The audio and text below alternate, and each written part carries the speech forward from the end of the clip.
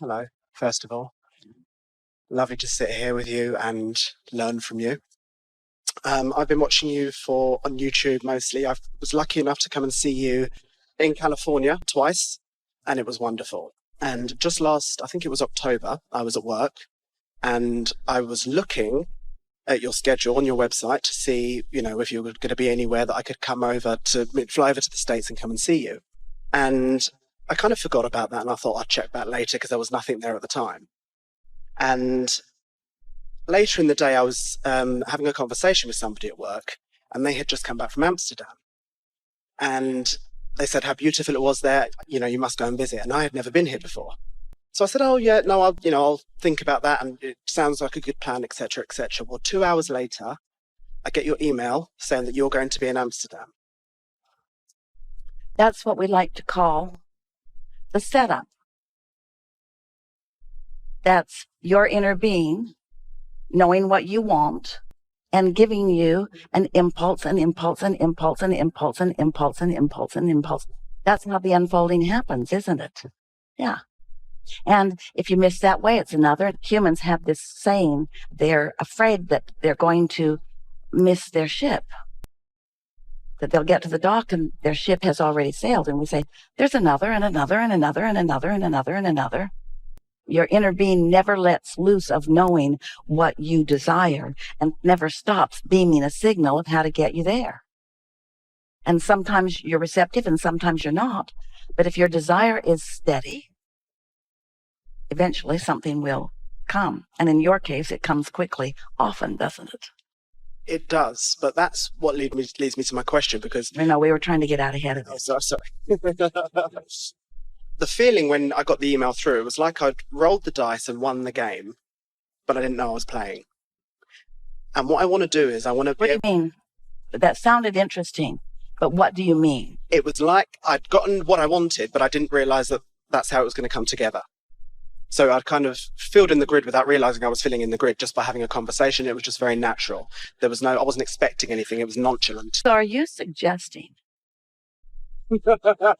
that your intentions were already in place? You'd done step one, and that Source had already lined all the cooperative components up, and that you were in the receiving mode. And what's surprising you is you kept thinking, most people do too, you keep thinking that you have to be like a dog on a bone. You have to get hold of an idea and you have to rein it in. You have to wrestle it to the ground and kill it. And it's just kind of shocking when you're just handed whatever information you need.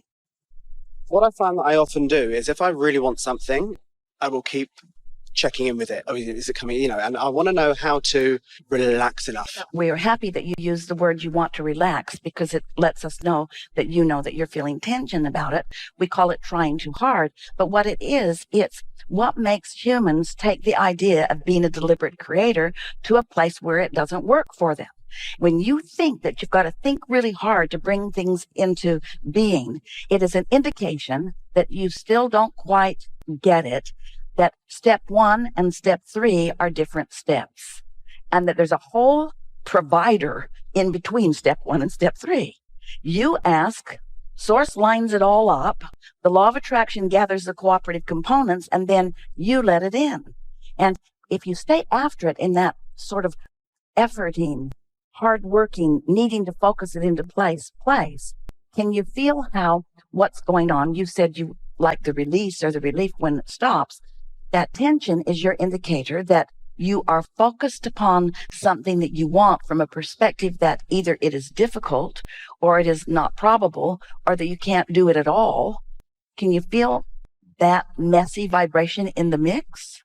So just having knowledge of how the laws of the universe work, just knowing that you've done the work.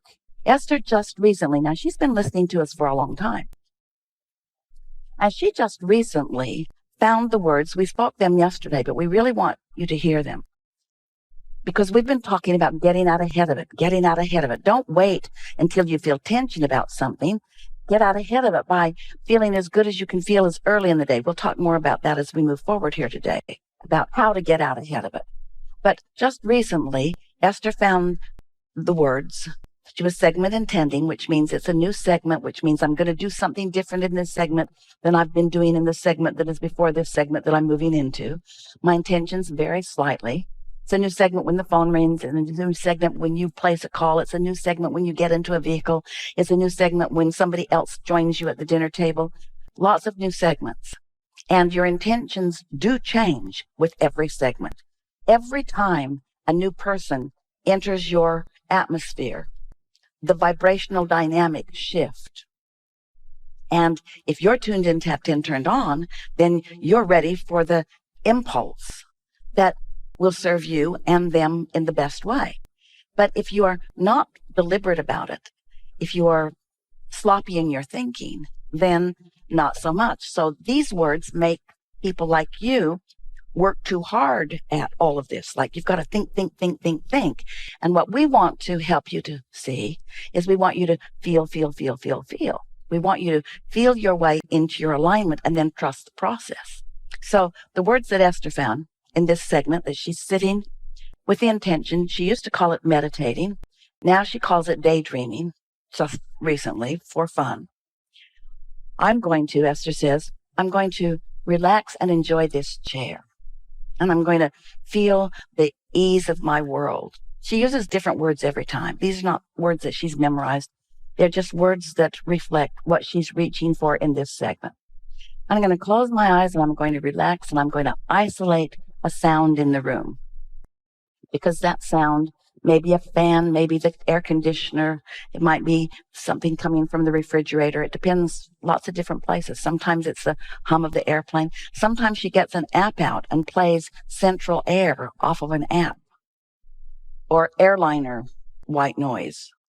So I'm going to isolate a sound, and in doing so, my thoughts are going to subside. They're going to slow way down.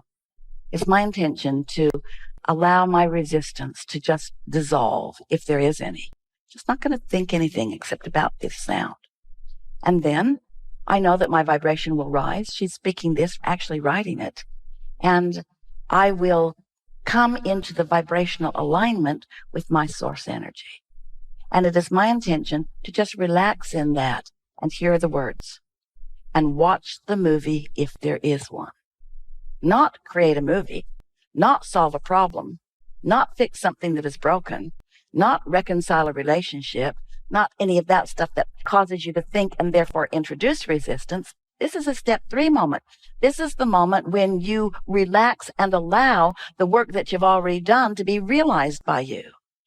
So just knowing what this moment is. In other words, step 1, you don't have to plan for step 1. Step 1 will just come to you. Sometimes it feels like it's coming at you. Life just delivers anything that you've got going on in your vibration. If you've got something going on in your vibration and you don't know about it and you don't do something about soothing it, don't worry, it will get bigger. And as it does, a wonderful thing happens. As contrast happens, you launch rockets of desire. And when you launch rockets of desire, you've put in a personal request to your inner being who gets on it right away. As quickly as you are asking the question or asking for a solution or asking for more of anything, the setup already begins. The cooperative components already are beginning to be gathered. Humans, you keep wanting to prove your worthiness. You've been trained by others. You've got to work hard. You've got to offer effort. That's not true. The contrast is the effort. Dealing with the contrast is causing you to launch the rockets. That's where all of the asking happens, you see. What we're asking you to do is focus your feeling rather than your thoughts during that step 3 moment. So now let us hear from you. What would you like to hear? We want to hear a situation that caused you to formulate this question to us. What kinds of things are happening that make you want to have this conversation? It's more about what kinds of things aren't happening. All right. And it could be anything. And it changes from day to day, but it could be little things that I want to happen. And like I say, I'll keep checking back. Is it done yet? Is it done yet? I know it's coming because I believe in the law of attraction, so it's got to be happening. And I've got it all going on in my vortex, but it's not here yet. So where is it? All right. Perfectly said. So let us add more words to your co-creating at its worst. Okay. We'll add a few more words to that in a little bit of a sarcastic way, but we really want to help you to feel this point.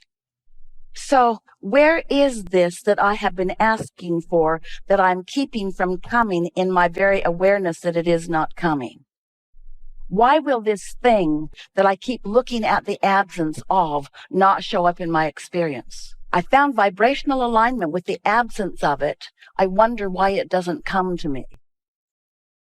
And now, maybe if I try harder, maybe if I think harder about this thing that isn't coming, that I will defy the law of attraction and it will suddenly start coming to me, even though every vibration of my being is working in opposition to what I'm wanting. How's that? How's that?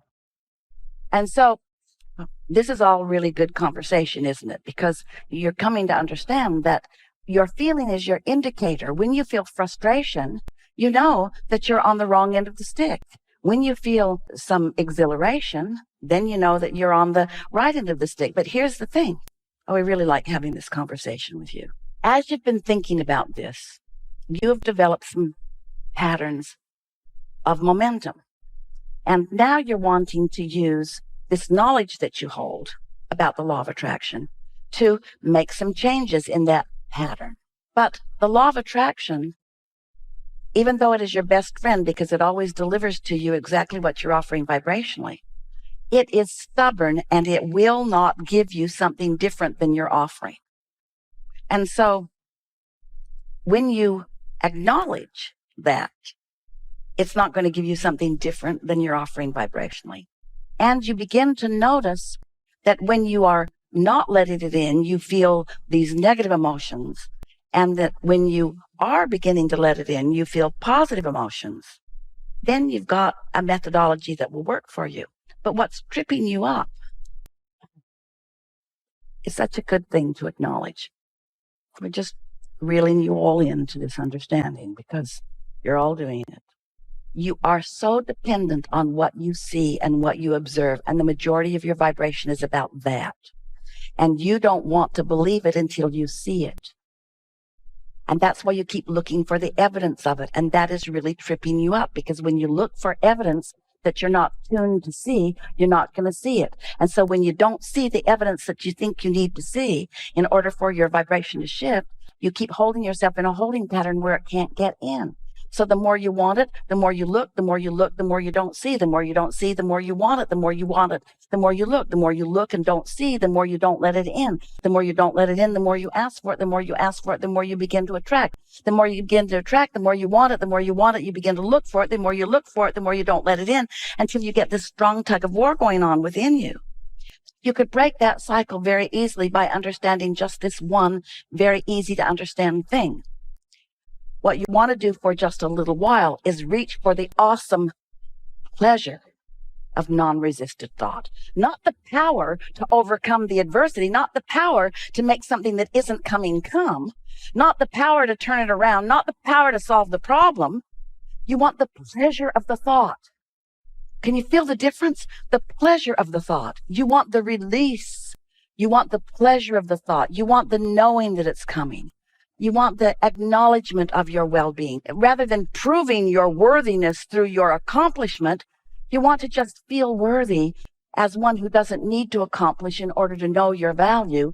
And then the abundance just reigns in. As long as you're trying to justify it or prove it, then you're trying too hard and you're offering that very vibration that is the resistance that is holding it away.